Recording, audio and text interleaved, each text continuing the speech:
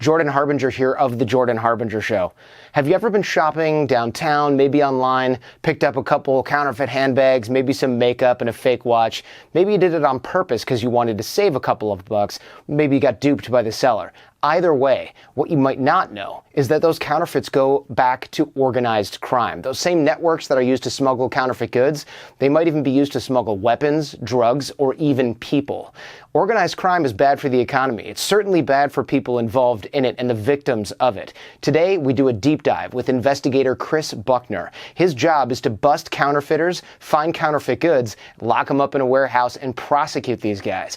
There's some counterfeit cancer drugs. This stuff will surprise you, and I promise you there's stuff you don't know about counterfeit goods that you're buying online or in person. Check out this episode of The Jordan Harbinger Show with Kris Buckner.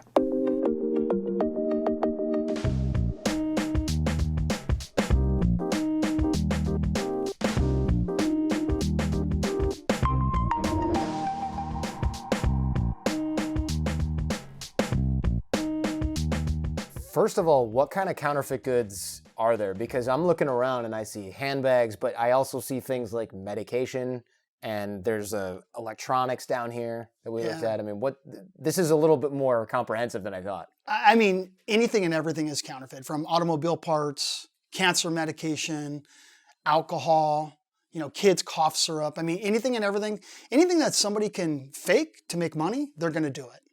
Yeah, it's scary to see the makeup and the vape stuff because you're putting that in your body. The drugs are the scariest by far, and I think it's really disgusting to see, and we'll get into why that is and how people run those businesses. But everyday items are some of the most copied, which actually makes sense, right? If you're using Tylenol or whatever it is every day, you can make more because you're selling more. People buy a handbag a few times a year at most. Exactly. No, you're spot on with that. Do you have any idea what kind of percentage of everyday items are counterfeit, or let's say car parts is what, like 5%, 1%? Do you have any idea? Yeah, it's hard to break it down by percentages by commodity, but it's estimated that 10% of the goods in the global marketplace are counterfeit. But if we're just looking at, like, let's say pharmaceuticals, for instance, on all of our raids, we estimate that anywhere from 8 to 10% of the items seized are actually counterfeit. Meaning pretty scary. 8 to 10% of the items are counterfeit when you seize them? Yeah, 8 to 10% of the pharmaceuticals are counterfeit. Wow. And the rest are the real thing? Yeah, so everything else is generally illicit. So it's drugs that are made to be sold outside the United States generally. Oh, so non-FDA approved type stuff? 100%. Oh, weird. Okay. Yeah, some of the stuff we looked at in our walkthrough, and by the way, if you're listening to this right now, if you go to our YouTube channel, jordanharbinger.com/YouTube, there's a lot of B-roll. There's a lot of walkthroughs of the warehouse that we're sitting in right now with how many millions of dollars worth of stuff is back there? It's tens of millions of dollars. Yeah. From pharmaceuticals, tobacco, shoes, you name it, we've got it here. Yeah, I mean, pill pressing machines, fake airbags. I mean, this stuff is not just clothing and fashion. What do you think is the most surprising item you've seen counterfeited? Airbags for me was a surprise, but you've got to see some stuff. I don't know about surprising. I mean, really the most egregious thing is, counterfeit cancer meds, where people who are dying of cancer and need this valuable medication are getting placebos. I mean, cancer meds that have no active pharmaceutical ingredients. So that's the most egregious thing. Surprising thing, nothing surprises me anymore. So if somebody's going to pay $1 for something, they're going to counterfeit it. There's really nothing that surprises me anymore. I mean, even downstairs before we started, I was like, I'm going to go to the bathroom. I walk in and there's a, Chanel, well, air quotes, Chanel rug on the floor. And I'm thinking, this was definitely a trophy that you grabbed from some other guy's bathroom. These guys are making rugs, furniture, toilet paper holders, marijuana containers. I mean, anything and everything that they can throw a brand name on, they're going to throw the brand name on it to make money. You got to wonder about the supply chain for this kind of thing, too. I mean, it has to be almost as advanced as the real deal. Oh, I would tell you that counterfeiters in certain circumstances are much more strategic and much more organized than some of the up-and-coming brands. These guys are super sophisticated. When we look at household chemicals and things like that, I mean, I'm looking around and can I mention some of the brands that we've seen counterfeited or not really? You can mention whatever you want. I can't, you can. Got it. So there's a popular brand of detergent. Well, there's a popular brand of pretty much everything in here that's fake. But we're downstairs and I'm looking at buckets full of industrial-sized buckets full of, let's say, Tide detergent, and with foreign language markings on it and stuff that you wouldn't find at a regular grocery store. Why are they making that though? Like what can the margin be on fake detergent? Why not stick with high-end luxury items? You know what's scary is if it cost them $1 to make that counterfeit detergent, how much do you think that bucket's being sold for? Oh, sure. Those buckets were being sold for $30. So that's $29 cash in their pocket, because you got to remember, counterfeiters don't pay their taxes. You know, they're not paying their employees workers' compensation insurance, things like that. So it's a huge profit margin. These guys make, 10 times more than legitimate businesses because they don't pay taxes, they don't contribute to the legitimate economy whatsoever. And the cost for making counterfeits is minimal. I mean, you got to look at the conditions and where these counterfeits are made. Generally in source countries, child labor, human trafficking involved. There's a lot of things that people don't understand about it, Jordan. Why do we care if we get fake makeup? Who cares? I've got a 13-year-old daughter. She doesn't need high-end $250 eyeliner kits. Why not just get fake stuff? They're going to use it for a couple months, throw it away, lose it. Their friend's going to take it to school and drop it in the garbage, whatever. Who cares? The bummer is a lot of people kind of think like that. But when you look at cosmetics or pharmaceutical, this is something you're putting on or in your body. So you want to make sure that's passed safety regulation testing and that it's safe for, somebody to consume or to place on their body. I mean, we found human feces, rat feces, and carcinogens in some of the counterfeit makeup. And there's been recent news reports where there's been counterfeit Pond's face lightening cream that contained mercury. I mean, it's really, really scary. I mean, people can actually die or really get harmed over this stuff. On the Netflix special Broken, where I first encountered your line of work, there was a young girl who talked about buying, I don't know, fake Kylie Jenner makeup or something, and it had super glue in it. She ended up gluing her lips together and having some serious scarring as a result. I think you got to really look at things. I mean, counterfeiters don't care about your health, safety, or well-being. The one thing they care about, Jordan, is making money. So they're going to make that item as cheap as possible. They don't care if it's contaminated. As long as you will buy it and they get your money, that's all they really care about. And if you surf around YouTube, you'll find hundreds of videos of people that will talk about putting counterfeit makeup on their faces and then breaking out, getting pink eye, or having other serious situations occur. I got to ask her, why the pee? Why the feces? I know they don't care, but how does that even get in there? Like, oh, I need 8 ounces of water and there's nothing around. Let me take a leak in here. That's pretty much it, because you got to look at the conditions, these countries, this source country, where the stuff is made. They don't care if the stuff's going to get contaminated. So if they've got pigs running around in their little factory where they're putting together their counterfeit makeup, they don't really care. They're just going to package it up. They have no care or concern for the end consumer. So some of these quote unquote good deals are not good deals. I mean, you're consuming this stuff or putting on your body at extreme risk to yourself. Even the counterfeit stuffed animals, where I thought, okay, well, here's something that's probably harmless. Maybe a kid could choke on a piece of it if it's not made well, but generally it's going to be fine. And you said, yeah, we've found these things stuffed with, what was it, dirty diapers? Dirty diapers with human feces inside. Again, they don't really care how they manufacture these items as long as they're making their money. There is no care or concern. And I think the bummer is the common perception, oh, it's poor people just trying to get by or trying to make a living. It's really not the case. I mean, this stuff's tied to organized crime, criminal cartels. I mean, there's a whole big picture behind this stuff. Yeah, I want to get into that in a little bit as well. I mean, I just want to highlight the fact that there's things like fake toothpaste that have brick dust, urine, industrial chemicals, and that's not just, okay, fine, it's some sort of hair gel. This is toothpaste. You're brushing your teeth with brick dust if you're lucky. That's all that's in there. You know what? Exactly. You're lucky if that's all that's in there. Again, these guys don't care what they put in these items as long as they're making money from you. A lot of people are thinking, look, this doesn't matter. You sort of mentioned this before. It's a victimless crime. It's only hurting Louis Vuitton or whoever. So these guys have millions and millions of dollars. There's a Gucci wallet sitting here. It's fake. Who cares? This is a multi-million-dollar brand. The people who are buying... The other argument is, look, people who are buying a $2 knockoff, they're not even on the market for the $300 real deal. So it's not even poaching sales from the actual company. Yeah, I mean... Look, some of that could be true, right? But if it diminishes the value of the actual trademark itself. But again, when you're buying a luxury good, it's a different argument than if you're buying pharmaceuticals, right? Generally, if you're buying a counterfeit luxury good, these people will probably tell you that it's a counterfeit. But when you're buying these counterfeit cancer meds and these other items, they're not telling you it's counterfeit. The patient's not making a conscious choice, right? The other thing is I would look at it's not so much the companies that are suffering, though they are suffering huge losses. Look at our economy. These counterfeits do not pay back into the legitimate economy. Thus, less jobs, less tax revenue, less money for school, less money for police. And then not even talking about where this funding is actually really going. So it's not just about the companies losing money. It's what is the overall negative impact to our communities. It is lucrative to sell counterfeit goods, obviously, or people wouldn't do it. How does it then tie into organized crime? I mean, it seems like, okay, fine, they've got to have somebody who's selling them this. But if we're looking at that as the organized crime, I'm thinking, all right, fine. So some guy ships in a container of fake belts and they distribute it to a bunch of people selling stuff in Santee Alley in LA.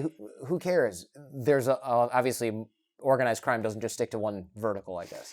You know, so I've been doing this since 1995, and I can tell you that terrorist organizations are doing this. Hezbollah is one of the #1 terrorist organizations that actually utilizes counterfeit, the sales of counterfeit goods to raise money for their causes. The sales of counterfeit goods is actually listed in Al-Qaeda's training manual on a quick and easy way to raise revenue for operational purposes. You've got the drug cartels that are involved. I mean, any and every criminal organization, they're now involved in this stuff because why? Who's really seeing any significant jail sentences from the sales of counterfeit goods? It's a crime that's completely worth doing for them where they can make huge amounts of money. And then let's look at the human impact. Where are these goods made? Child labor is involved. You know, there's a whole big picture behind the scenes that people don't really understand. And I think if people knew that this money was going to the MS-13 gang, they would make a different choice in buying those counterfeit goods. We'll talk about the child labor thing in a second, because that is kind of heartbreaking in many, many ways. People don't really think, wow, I could be selling cocaine. No thanks. I got a kilo of this. I might make several $100,000, but then I can go to prison for 20 years. Or I can sell a truckload of fake handbags, maybe get probation or a couple of weeks or months of jail time or a fine or something like that. But that's a similar or the same amount of revenue. Yeah, you're exactly spot on. Do you know how much money I can make if I bring in a container of counterfeit goods and sell those handbags?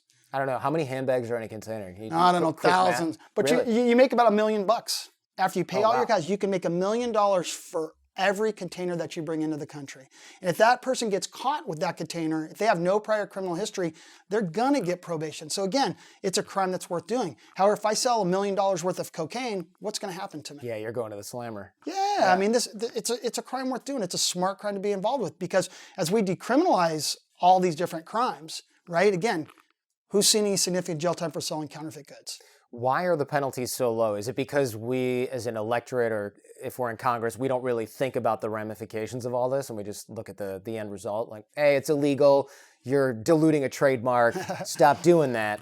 Well, the reason is why I'm talking to you today. I mean, the education has to get out there. People have to understand what the true economic and human impact of counterfeiting really is. I think, unfortunately, people just think like it's luxury goods companies selling their product for too much money anyway.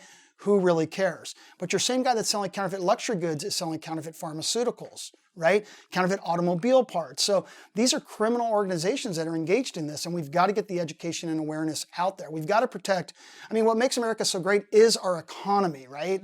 We're the #1 economy. That's what makes us so great. And we have to protect the companies and the US economy. We were looking before during the walkthrough, and again on our YouTube channel, you can see we're looking at these fake airbags or whatever, and there's like metal stamp logos that are not properly affixed to the steering wheel. So you go get your car repaired and they replace the airbag because, I don't know, your brother drove it into a parking pole or a parking meter and the original one blew. This thing becomes a explosive metal projectile that your kid's driving in front of to school. Yeah, so I my kids are all driving age, right? So could you imagine that if my kid died from me installing a counterfeit airbag cover in my car because I wanted to save a couple bucks and took it to some shady little shop? But that's what people are doing. And when you're trying to get deals that are too good to be true and you're dealing with shady people, you're putting yourself and your family at risk.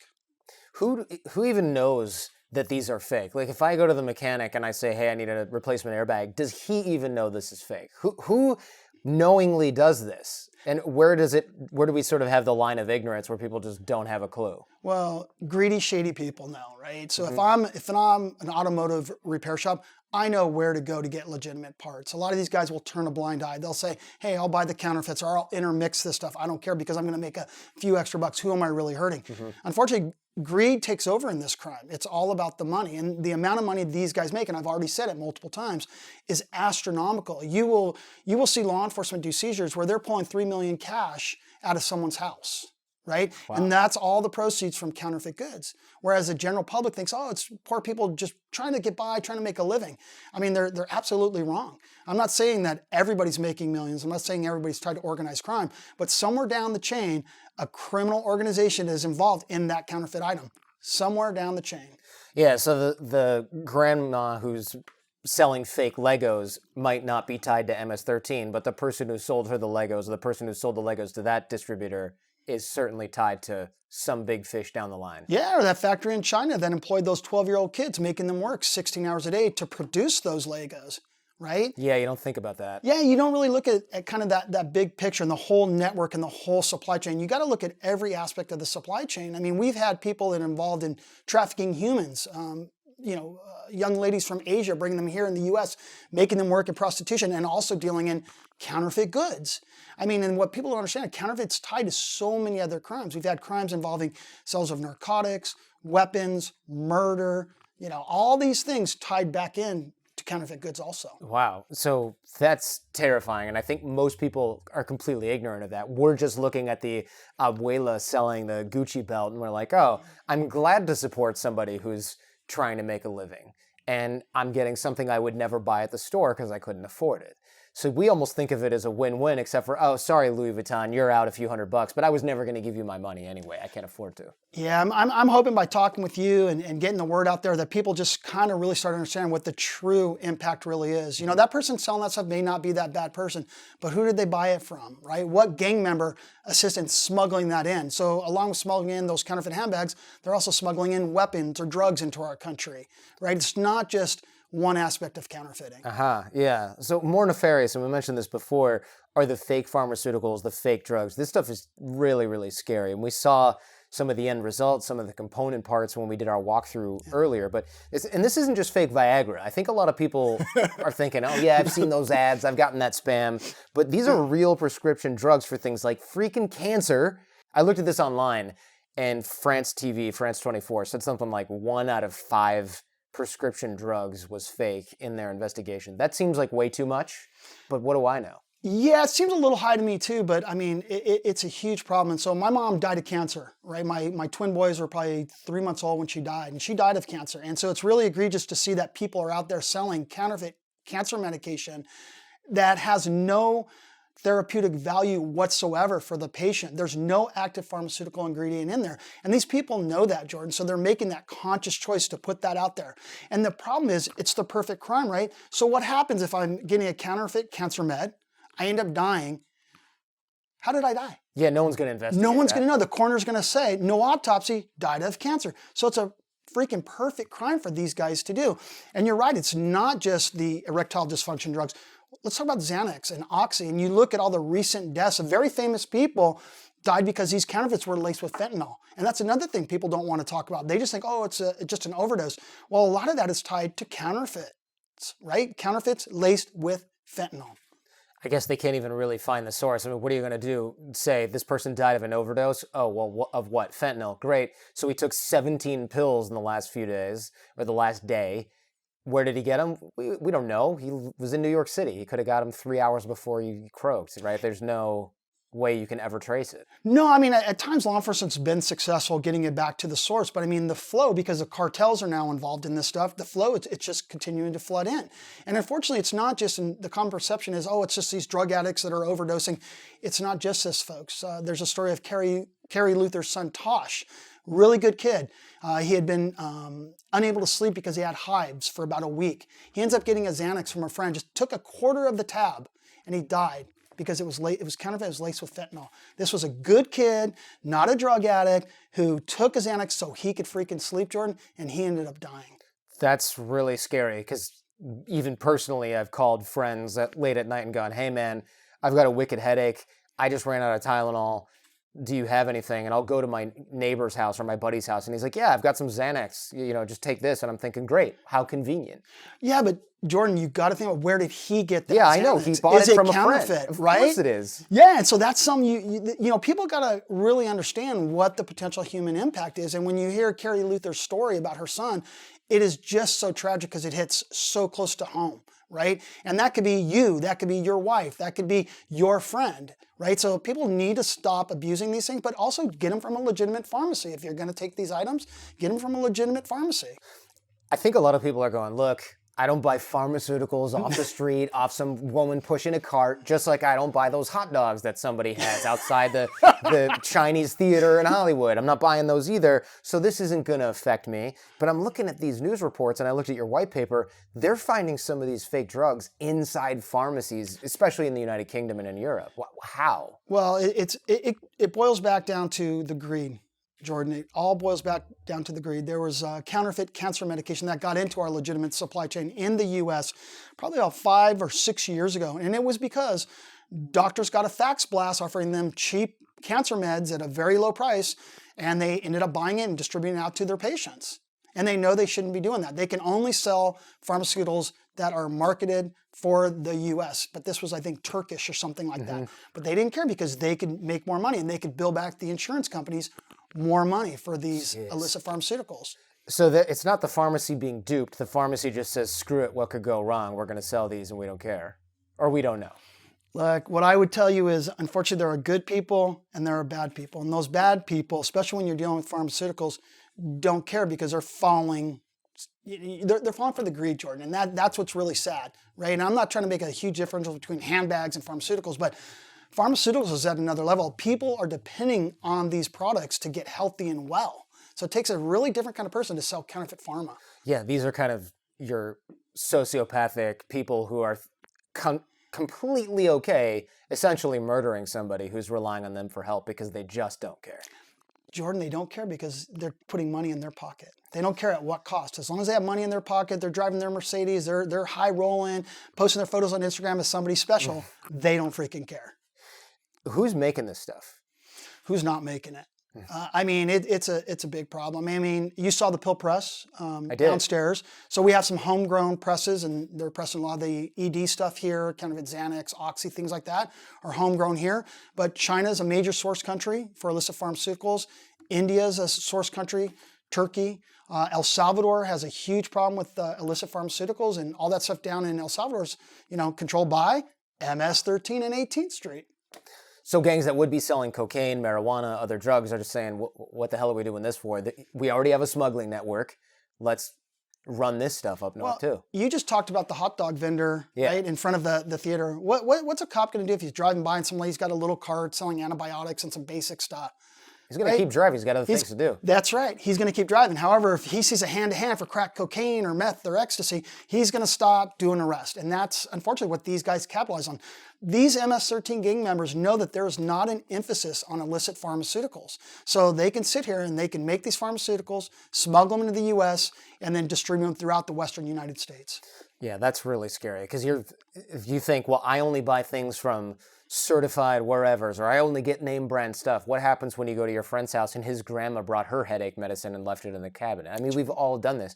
Or you go to a foreign country like Mexico and you need a headache medication, so you just go to the local pharmacy and grab it. You don't know what you're putting in your body, and that's really scary. No, it is really scary, but that's one great thing about our country, right? We're so heavily regulated, our supply chain, and we still have issues, but we have to protect our patients, and that's what's really important about having good, solid laws and allowing and supporting our enforcement officials to go after these types of crimes, because at the end of the day, it is actually saving lives. When brands talk publicly about counterfeiting, and I was looking on YouTube, I was trying to do research, there's this customs agent and he's like, where's this stuff coming from? And these guys were just like, ugh, and they were all kind of looking at the ground and looking at their watch and looking at each other. Why don't they mention China? Why don't they just say, hey, this stuff comes from China? Well, I think China's taking us over one container at a time, right? They're such a large, the U.S. is so dependent upon China. We really need to smack China around a little bit and get them to take intellectual property enforcement a lot more seriously. But I think it's a touchy political thing because, again, we depend so heavily on China. but we got to pressure them to make sure that they're cracking down on the counterfeits. Yeah, it seems like if we're dependent on China for the workers, for the materials, for the supply, I've got my Adidas factory in Shenzhen or wherever they're making, or wherever in China they're making this stuff. I can't then shout from the rooftops, China's doing this, because they can shut down my legitimate business operation. And so you're holding a wolf by the ears. If you blame the enforcement or lack thereof in China for this, then they can shut down your legitimate business operations as well, or just make your life harder. You're 100% accurate. That seems like a big problem, because that encourages counterfeiting from the same people or the same factories or the same suppliers that are supplying your legitimate business. Yeah, look, I mean, China is a huge issue, and it's a huge problem. It's going to not only take the brands, supporting our government, it's going to really take our government cracking down on them to make a difference. China can do it when they want to do it. What happened when the Olympics were in China? They cracked down on all the counterfeit for that period of time while the Olympics were in town, right? So it can be done, but it's going to take that political pressure. But again, how do you stop counterfeiting? The consumers need to stop buying counterfeit. That's the number one key to solving this crime. When there is, a demand, there's going to be a supply. Mm-hmm. Yeah, just like drugs or anything else. 100%. What was really disgusting is I'm looking this stuff up online. There's a guy making fake eggs out of chemicals. Have you seen this? Yes. That was by far one of the most disgusting things I ever saw. Well, they make fake apples and other fake fruits. I mean, anything and everything that they could throw a label on or a sticker on and get more money for it. These guys are very ingenious, Jordan, right? They're gonna do it if they can make money. I mean, a fake egg makes me want to just projectile vomit all over this nice warehouse full of counterfeit goods. I mean, it's just so vile watching this guy mix powders and like different soapy type coagulants. Well, you have criminal organizations in those countries where they're actually getting real bottles of Coke and things that have been used and then refilling those bottles and selling them as new with basically, dirty water. And if you look at media reports in the Ukraine and Russia with the counterfeit alcohol problem, I mean, I forgot, it's hundreds of people that die on a yearly basis from consuming counterfeit alcohol in those countries. That's made in some guy's bathtub and then put into a vodka bottle? 100%. I mean, we're investigating a counterfeit injectable coming from El Salvador, right? And this is something that people are injecting into their bodies. And we find high levels of bacteria, salt, I mean, all sorts of contaminants. And this is something that somebody's injecting into their body. Gee, so you're bypassing all your body's natural defense mechanisms and getting rid of this stuff and just putting it straight into your organs. Straight in. Oof. Yeah, really scary. Really, really scary. How is this stuff getting into the country? Like, how is it being smuggled in, or is it even being smuggled in? Yeah, so a majority of counterfeits are coming in, are smuggled into the U.S. And the one thing you got to think about is 14,000 containers a day coming in the ports of L.A. and Long Beach alone. And what percentage of those containers do you think are physically checked? I mean, how many, unless you have 1,000 customs agents opening them up. And then what do? You're going to open up all the boxes? I just don't even see how you can even look in anything. Look, one thing is Customs and Border Protection, they do a great job with the resources that you have, but only 1% of those containers, right, sea containers are actually checked. And then just think about the tens of thousands of mail parcels that are coming into our country on a daily basis. How can they physically check all those parcels? Right? So it's a daunting task. There's no way to stem the flow of this stuff unless, we triple the size of Customs and Border Protection, give them more resources. Even if you triple it. Yeah. Okay, so you're checking 3% of the containers? Yeah, it's still not enough. And again, I think our government, CBP, does a really good job trying to do what they can do with their resources. But I mean, it's overwhelming. You have criminal networks who really do the math, right? So what they'll do, Jordan, is they'll put 10 sea containers on the water at the same time using 10 different cover stories. So what? Let's say 10% of those containers get seized. One container gets seized. Those other 9 still get into the country. Right. So it's worth the risk. Even if they get a container seized, it's not even a problem. Yeah, especially if you're not paying taxes. You've got slave labor back in your country creating the goods.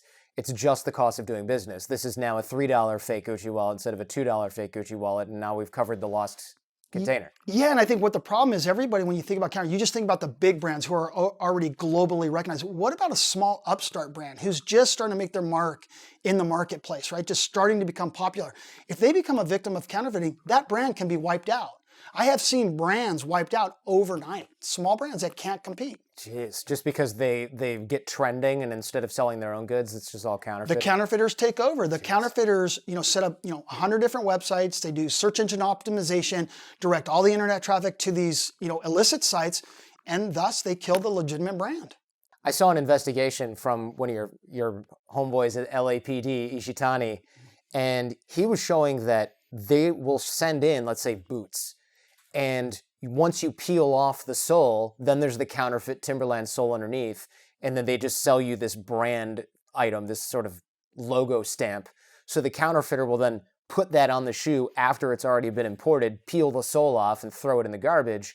And then you've got the counterfeit sort of hiding in plain sight. Yeah, exactly. We have found counterfeit handbags sewn inside a generic handbag. So when Customs Border Protection opens it up and looks inside the box, it looks like a generic handbag with no trademarks.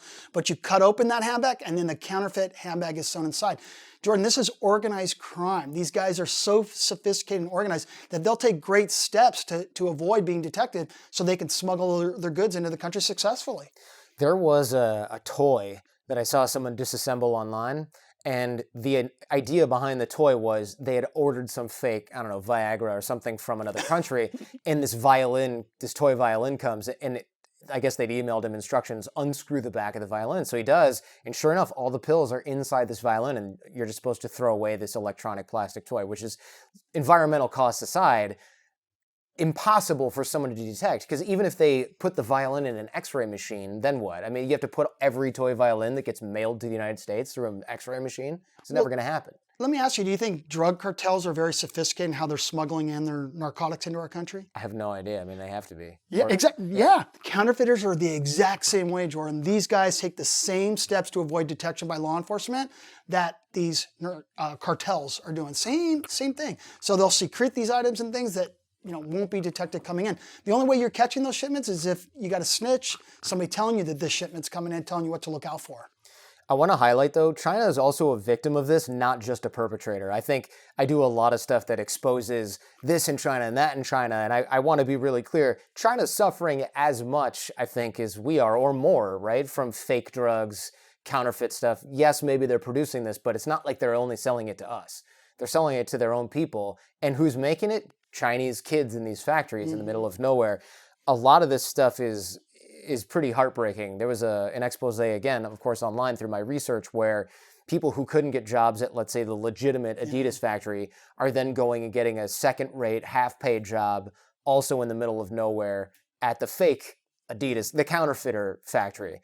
And some of these investigators are finding out that these people are literally chained to the machines that they're making. Yeah. I mean, what do we find from this? There was an investigator online, I think a guy that you also work with, who said he was about to do a raid with the police and he heard children's music and he thought, oh, wow, they have childcare for their workers. And then when they came in, they found a bunch of kids at sewing machines handcuffed to the machines. That's what the children's music was, because they were there all day. And he said the smell was unbearable because they weren't allowed to go to the bathroom. Yeah, or they have a bucket in the corner that they have to use to go to the bathroom. I mean, I think China is a victim also, but at the end of the day, these counterfeit organizations will use whatever tactics, victimize, whether it's going to be kids or anyone else, as long as they're making money. I'm not as familiar with the problems on the ground in China, but all I know is, when consumers are buying these items, that's what causes this problem. Because even if the demand were not there, no one's going to take the time to produce these items. About 190,000 people in China died from fake medicines. That's what they can trace. So they actually, a few years back, executed the top drug regulator in China because he was knowingly going along with this. He was corrupt. He was taking bribes and said, all right, I'm going to inspect this factory or that factory. 200,000 deaths. And that's what they could trace to the drugs. Who knows how many other people died because the drug wasn't doing anything for them. But what also that tells you is that these guys don't care who they hurt or kill as long as they're making money. And how much money were those organizations making to kill those 190,000, those people, and then pay that government official? Sure. It's millions of dollars that they could pay to bribe these people because it's worth it for them to do it. Millions or tens of millions. Exactly. Shoot, I mean, you're not telling them exactly how many fake drugs you're making. You're just telling them to stay away from these certain factories. It seems a lot like the brands in China on the ground have given up trying to bust these places because of the level of corruption. I mean, there's one investigator who said that when he did a raid with the police, the police were pouring tea for the factory boss because they were all working together and they'd seen him 50 times that year, going in and doing the fake bust and telling him, hey, you got to shut down. And of course, within days, he was back up and running because they're not really interested in stopping the problem. Yeah, I mean, that's one of the serious problems with China and some other countries.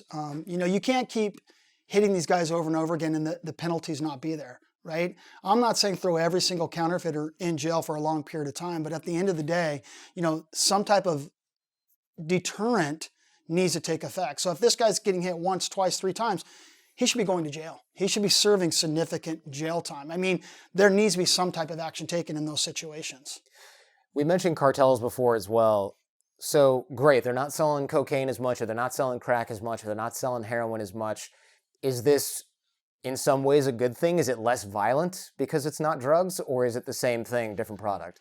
Well, so I'm not an expert on the whole drug thing, but who says that they're not selling it as much, right? So at the end of the day, all I can tell you is I know counterfeiting, this is something they've now turned to, both to launder their money, right, and to make additional funds. This is something the cartel has recognized, the Sinaloa Cartel especially. Hey, this is a way that we can raise a huge amount of money and avoid detection. What they'll do is they will sit here and they will come to the U.S., buy counterfeit goods, smuggle them back to Mexico, sell them in Mexico, and actually claim taxes to wash their money. These guys are super smart. They have a lot of criminal schemes involved in the counterfeit side of things. So I would say that this is something that is supplementing, right, their drug income. This is another branch of their business so they can become even more profitable and more powerful. From your white paper, one thing that was really interesting for me was this online drug ads. A lot of this stuff's hiding in plain sight. It was a Craigslist ad that said, the book is called Addy and it's a study session. And I was like, okay, so Adderall for sale essentially on Craigslist. I think even the ad said, just being discreet here, call or text me for info. How the hell are we possibly going to combat something like that? I mean, you can't possibly police everything like this. Yeah, I mean, the fortunate thing, what we really try to do is, on behalf of the brands that we represent, I mean, we're pretty geared up and educated with the terminologies and things to be looking for. So we're scouting for ads like that all the time. And where appropriate, we funnel that information to law enforcement to take action on it. But these counterfeiters are very sophisticated, so they'll use code words and things like that, because a lot of the online platforms actually will take down postings if there's any illicit services or goods being offered. So they'll do that to avoid that. You mentioned terrorism and national security. How does this stuff affect national security? Is it that there's money being funneled back to Africa, the Middle East, or is this actually exporting technology to these places as well? Oh, everything that you just said. We've had cases involving counterfeit goods and a subject that was exporting prohibited military technologies to China and to other countries. There was also information that some of the technologies that he was exporting and the things he was exporting were ending up in IEDs in Iraq. Right? Oh, so, wow. Yeah, so really scary. And we know that ISIS, though, ISIS is a little bit on the run, but a large amount of the proceeds that they're making are all from illicit cigarette trafficking. If you look back at the first attack in France, the Charlie Hebdo attack, there are published reports where the Karachi brothers were actually selling counterfeit goods. So that's how they were making a living off the books in France. Exactly. Well, the French officials were up on wiretaps on these guys. And when the talk went from jihad to just about their counterfeit operation, they dropped the wires on those guys. And a short time later, they did the attacks. So this stuff is inextricably linked. It's not just... I think the fascinating thing is we don't and we can't see the back end of this, so it's easy for us to rationalize the purchase. And that's, again, like to hammer that point home, that's the exact problem that we're dealing with. Well, I think sometimes consumers, right, we have our little blinders on. We don't really want to see what's behind it. What we've got to start looking at that, like you talked about, like that kid that was chained to the sewing machine in China, right? You've got to start looking at, you have a choice, right? You have buying power. And when you're buying that item, you are contributing to that child labor. You're contributing to that terrorist organization. I mean, that is where the money is going, undoubtedly. So what's being done to combat this? I mean, obviously, this is your entire business, but what are the police doing? Let's start there. Well, I think, law enforcement has limited resources, right? But I think law enforcement is doing a great job combating this based on the resources that they have. I mean, the LAPD alone is probably doing raids 5 times a week all throughout the city related to counterfeit goods. LA County Sheriff's Department is very active. Homeland Security, CBP. There's a lot of entities that are combating this, but again, the problem is just so overwhelming. They can only do so much with the resources that they have. 5 days. Imagine we're in LA. You have enough raids to do that you're busy every Monday through Friday. You are busting into someone's operation and taking the goods. Well, I think everybody kind of trips out on our company a little bit until they come here. We have 22 full-time investigators that are only working on counterfeiting matters, right? So when you really look at that, what would facilitate such a need? The problem is just so huge. So who hires you specifically? So we're hired by the companies themselves. Our job is to go out there and investigate people who are selling, manufacturing, or distributing counterfeit merchandise. Once we develop that information and that evidence, we then work with authorities to raid the locations and seize the counterfeit goods. So you're hired by the brands Yeah. to protect the trademark, which is interesting because a lot of people might go, oh, well, of course you're all about economy because you're being hired by these big brands. But what's interesting to me is that the big brands in this case are pretty much the only people who have the resources to contribute to cause investigations of these supply chains. And that's where we're then finding, oh, child labor, oh, drug smuggling, oh, human trafficking, because these are all interwoven. So the cops might say, look, we can do this once a month. We're going to help out this brand because, sure, it's right in plain sight. But doing it 5 days a week is actually helping drive the progress of combating this and the associated crimes that come with it, the violence and the human trafficking, et cetera. I couldn't have said it better, Jordan. You're spot on. It's not just a part of that is to protect legitimate commerce, legitimate companies that are paying their taxes and contribute to, our economy. But law enforcement understands that, there are other crimes involved, the human trafficking, the child labor, things like that. They get it. They understand that it's very important to protect our communities. How do you bust these guys? I mean, if the police have limited resources, are you helping them investigate on top of this? Or are you're not just here storing all the goods? I mean, we saw some of the back end of this. Yeah, so generally what we'll do is, we'll go out and we'll do investigative purchases from targets. So we'll identify who's selling or who's manufacturing those goods, right? We'll do a whole dossier, a whole workup, and then we present that information to law enforcement for their consideration. Law enforcement will then corroborate that information, make sure that it's legitimate, and then they will generally decide whether to go in and seize and do an arrest. So how are you doing these controlled buys? You're walking up to a vendor with a giant hidden camera in your glasses? I mean, what are you guys doing? Well, I would tell you we're very, we're hitting the small vendors to the big criminal organizations, right? We'll go out and we act as consumers, right? We could just be somebody that's looking for a handbag for, our girlfriend, or we could be somebody that's in the business buying wholesale. I mean, it's really no different than how undercover law enforcement is going out and attacking the drug problem, right? You go out, you attack the street sales, but you also attack the cartels. So our undercovers have to go out there and pose as, consumers or business partners of these people to get them to do business with us.